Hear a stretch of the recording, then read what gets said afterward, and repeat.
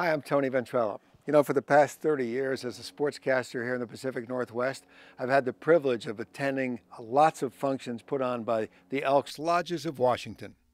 Nice people, those Elks. But you know, there's something I bet you didn't know about the Elks. They've got a program called the Washington Elks Therapy Program for Children that's been going on for nearly 60 years, and they've helped thousands of families. This unique program provides physical and occupational therapy at no cost to the families for children with developmental delays or physical disabilities. Priority is given to infants and young children who would otherwise go without services due to lack of resources, transportation, or health status. Each therapist carries a caseload of 23 to 25 children. Services are provided in the home by therapists like Sarah Junkin Clark. Sarah started with the Elks program in 1992, and since day one, it was a perfect fit. I got lucky. They were hiring in my territory, and as soon as I found out what the job was, working in people's homes and working with families, I knew this was the right fit. The Elks Therapy Program for Children funds Sarah's work with children from birth to 21 years old, kids who really need this service. Kids like Charlie Levasseur. When Charlie was 5 months old, he started experiencing seizure activity, and with that, they started noticing his motor skills were not developing. And at that time, the doctor had said, I understand in your area that they have a great home therapy program with the Elks, so got us set up right away on a weekly therapy program. Working with Charlie and those who love him for nearly 7 years now, Sarah has become part of the family through her weekly in-home visits. I feel like she's kind of maybe his second mom when she comes in, and he gets very excited to see her. And again, yes, she's doing therapy with him, but she does it in a way that he just feels like, I get to have fun with Sarah for an hour. There you go. Oh, nice try. I think they found that going into a clinic, albeit wonderful, it was difficult for everybody to participate, and everybody wanted to be part of Charlie's therapy every day. Now Charlie is at a point, and I know Sarah has been instrumental in helping him. He's able to drink from a straw. That was like a big issue, to a point where he is walking with assistance with a walker. He definitely has taken on that interest in the video games. We will try to adapt, like for instance, if his brothers are kicking the ball, playing soccer, he wants to do it, so we will help hold him, and you know, there again, any kind of little movement he makes, we're so thankful for. It's been a really fun ride with that family, watching him grow up and now entering first grade and become such an independent soul. Okay, reach it out there. Charlie is just starting grade school. At the other end of Sarah's client spectrum, Nicole is about to enter college.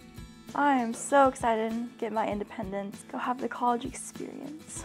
Sarah has also been there for Nicole and her family from the beginning. I got a phone call prior to Nicole even being born from the hospital, saying that they were anticipating the birth of a baby who would need lots of therapy. So I think she was less than a month old when I first met her, and it's been really fun. Looking back at the old photographs, at how far and how much we've done over the years, it's an evolution, it's always changing. But when I started to get into middle school and high school, she really started to help me out with transitioning and all the adaptations. It was really an eye-opener, I guess.